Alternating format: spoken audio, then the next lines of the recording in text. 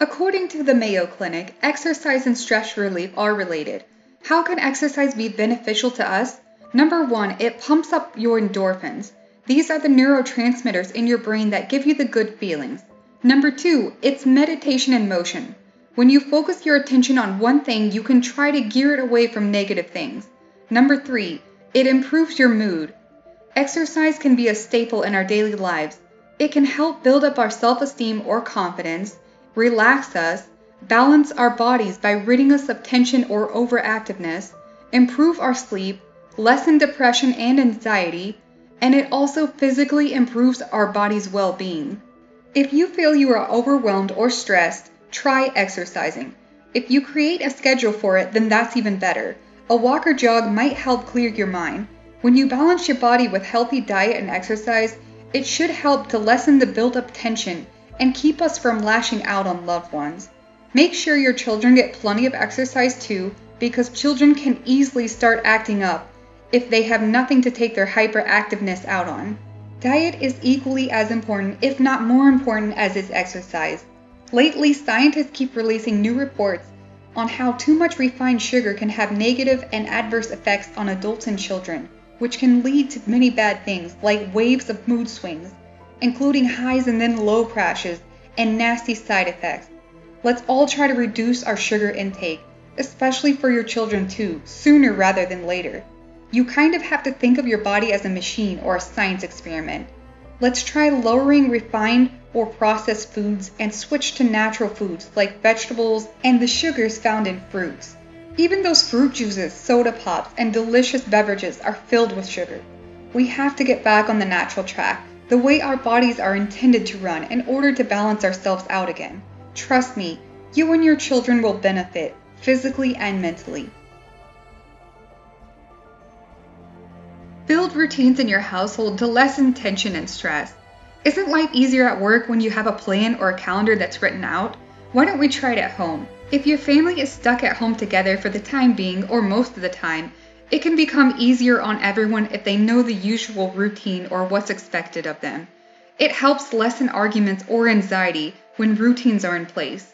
And now, especially during the quarantine times, it's good to practice routines just to keep your sanity in check a little bit. Without routines, some of us can become very lazy to the point where it's detrimental. Even if you start with a weekly routine, you may end up building a daily routine.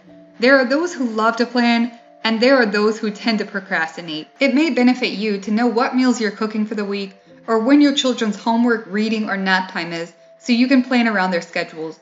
Routines can build self-esteem and give you purpose. On another note, for the Muslims, performing the prayers on time benefits us. Allah subhanahu wa ta'ala has already set a schedule for us because He subhanahu wa ta'ala knows best. Perform your prayers with your whole family if possible to maintain that close bond with them.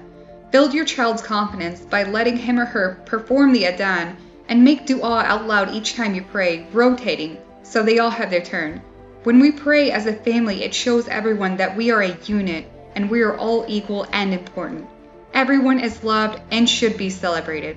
Also, I know this may not happen, but don't even let one of your children make an excuse or isolate themselves from doing the prayer.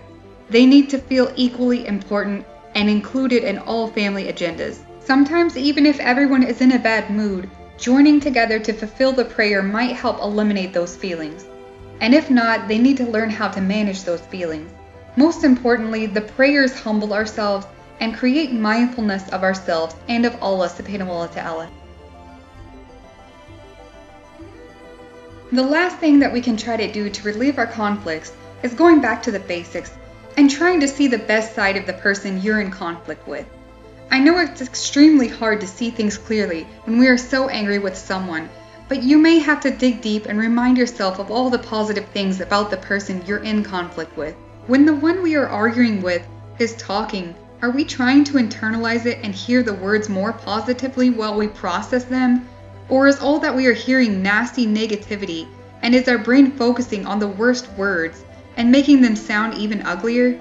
It's a tough balancing act to remember good memories about someone when the bad ones will come up too. They are struggling and hurting too, with things you may not even know or recognize. Try to focus on those really wonderful things about that person, even things you may forget. Maybe even write them down in a little diary or something that you can reread. Special heartfelt moments that are cherished. Maybe you are both lacking the correct ways of expressing your feelings. There may be 20 things you love about the person and a few things you can't stand.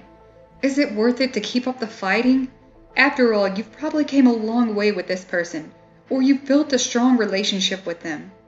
Try to keep moving forward instead of taking steps backwards. The more serious hurt that continues, the harder it is to begin forward each time.